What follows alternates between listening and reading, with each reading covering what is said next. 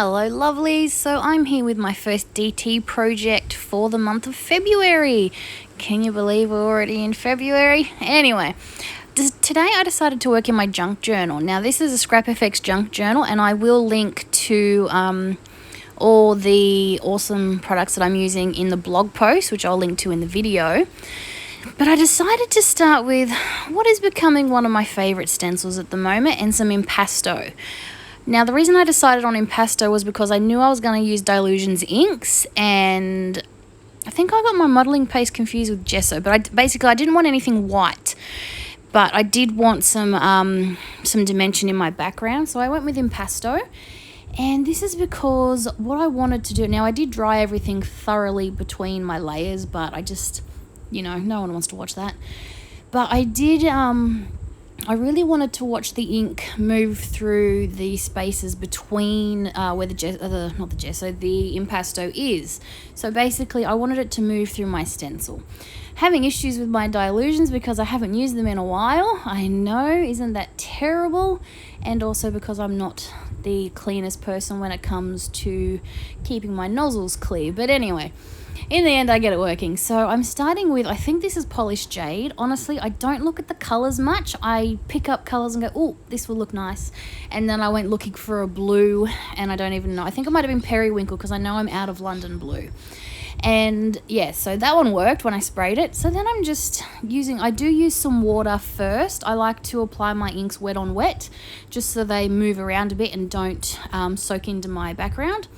I'm using some of the heavier paper that's in the junk journal, so it's not soaking straight into my page. And as you can see, I'm only doing it on the right hand side where I've got that chipboard, not on the left where I do have the book page. So then what I've done, so I've used my water as well to move it around a bit. So this is what I'm doing now. I'm using my water bottle because it is a water reactive ink. Every time you spritz it with water, it moves and reactivates.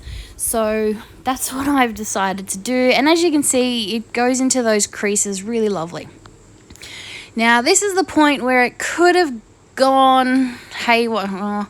I'm still of two minds if this was a good idea. At the time I thought it was a great idea. I wanted to put basically a mat in the middle of my page, somewhere for me to put my focal image. You know how much I love using focal images. So I decided to go with black paint rather than white or gesso, because being water reactive, it would reactivate and it wouldn't stay white. It would take on the color in the background.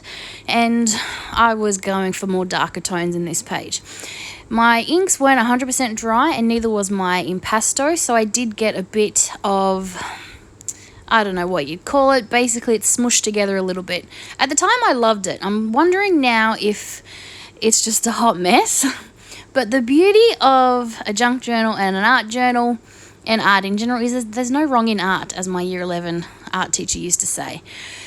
Basically, I'm learning that a junk journal is a really good place to experiment and play, and you might not love all the art you create, but it's never wrong. It's never, it's never a bad idea to make art. So basically, I come out of this with paint on my hands, and I'd created something. So that was, that was a win. So now I went through my rice papers because I wanted, you know me, I love to have a focal image and I love to have some text of some kind. I don't tend to do a lot of handwriting on my spreads. I'm more of a use a rice paper or a quote sticker kind of person. So I've got one of the Dream Girls. I do love these, and I've stuck that in the middle as my focal image on top of that black paint mat. I did go back in with some thick blue paint to bring in some more of that blue, because the black, there was a lot of black. So I wanted to bring in some more of that blue. So I used some paint. I didn't water it down. I did just flick it straight from my paintbrush, and that gives you those really nice, big, bold blobs. Now I'm going with this quote here, and I wanted to put it on the left-hand side on top of my black paint.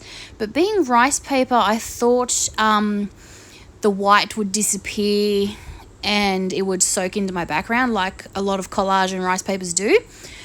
but it didn't, and that was because I didn't put a lot of gel medium on the top and the bottom. I just put it underneath to adhere it to my page. So this still left me with that lovely white area around the words, which I was happy about because then I was able to put it on my black paint on the left hand side. So if the rice paper had have dissolved into the background, you wouldn't have been able to see the words. So I'm kind of glad that that worked out for me. And then I'm going around my Dream Girl with my Stabilo Oil Pencil, and then I'm just activating those lines. I did very, very loose, very scribbly lines, and then I'm activating it with some water just to give her some shadow and dimension so she doesn't just look like she's been stuck on the page.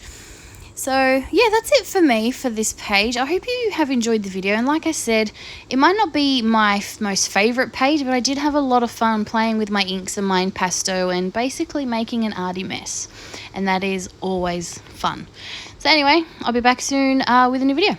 Bye for now.